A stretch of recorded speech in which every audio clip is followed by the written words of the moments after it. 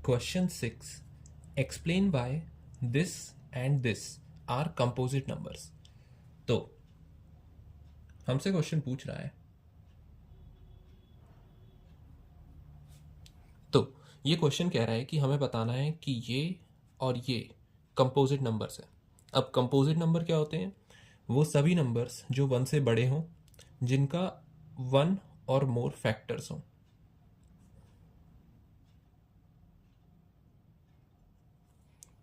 अब composite numbers क्या होते हैं? वो सभी नंबर्स, मान लेते हैं एक्स कोई नंबर है, तो वो कंपोजिट तब होगा जब वो वन से बड़ा इंटीजर होगा और उसके एक या एक से ज़्यादा फैक्टर्स होंगे।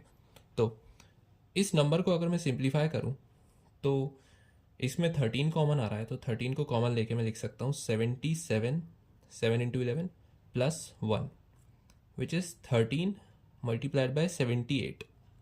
अब ये वो नंबर है और इसमें 78, क्योंकि इसके एंड में 8 है, इसका मतलब ये इवन नंबर है और हमें पता है कि ये 2 से डिविजिबल होगा। इसका मतलब हम कह सकते हैं कि 78 के पहला तो फैक्टर 1 होगा, क्योंकि 1 से तो हर नंबर डिविजिबल होता है।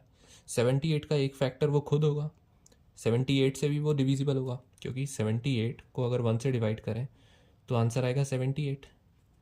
78 को अगर 78 से ही डिवाइड करें तो आंसर आएगा 1। लेकिन क्योंकि ये इवन नंबर है तो ये 2 से भी डिविजिबल होगा। इसका मतलब 78 को अगर हम 2 से डिवाइड करें तो आंसर आएगा 39। यानी कि 78 के फ़िलहाल हमने 3 फैक्टर्स निकाल लिए, 78, 2 और 1। और हमने क्या कहा था कि कोई भी नंबर अगर इंटीजर है, 78 एक इंटीजर है और वो 1 से बड़ा है, 1 से भी बड़ा है और उसके एक या एक से ज़्यादा फैक्टर्स हैं। हमने 3 फैक्टर्स करेंटली फाइंड कर लिए। तो अगर ये 78 एक कंपोजिट नंबर है, ये 78 एक कंपोजिट नंबर है क्योंकि ये इन सभी क्राइटेरियाज को फॉलो कर रहा है, तो इसके साथ जो मल्टीप्लाई में होगा वो ऑटोमेटिकली कंपोजिट हो जाएगा। इसका मतलब ये टोटल जो नंबर है 13 इंटू 78, ये एक कंपोजिट नंबर हो जाएगा। तो पहला वाला हमने प्रूव कर दिया कि ये कंपोजिट है। अब दूसरा वाला भी सेम मेथड से हम प्रूव कर सकते हैं। इसमें इन दोनों में मुझे 5 कॉमन दिख रहा है, तो 5 को कॉमन लेके मैं बचे हुए टर्म्स को मल्टीप्लाई कर दूंगा। 7 6 ज़ार 42, 4 3 ज़ार 12 एंड 12 2 ज़ार 24। तो ये हो जाएगा 42 multiplied by 24 plus 1। So 5 multiplied by 42 and 24, 8 16 4 8 8 0 9।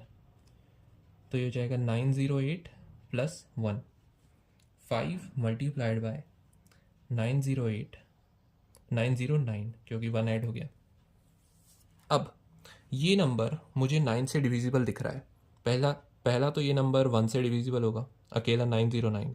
ये 1 से भी डिविजिबल होगा, ये खुद से भी डिविजिबल होगा और एक फैक्टर मुझे इसका 9 दिख रहा है, क्योंकि 9 से अगर हम इसे डिवाइड करें तो आंसर आएगा 101।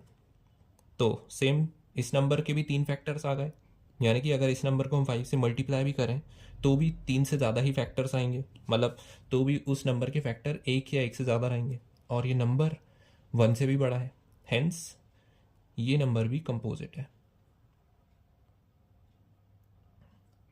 तो हमने इन दोनों नंबर्स को कंपोजिट प्रूव कर दिया।